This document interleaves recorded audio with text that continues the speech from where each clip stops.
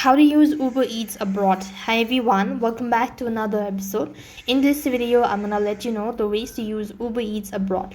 To use Uber Eats abroad, you could follow the steps. Now use the Uber Eats app or a website to select items from the menu and then add them to your cart and review the place and track your orders.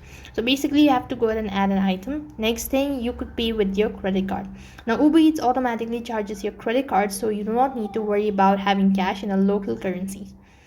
As of now, if you're a driver, you could sign into your account, select settings, tap deliveries and accept the terms. Likewise, Uber Eats app is available in over 600 cities worldwide, and Uber is available 24/7, and you can turn on your location data to select a pickup spot and request a ride.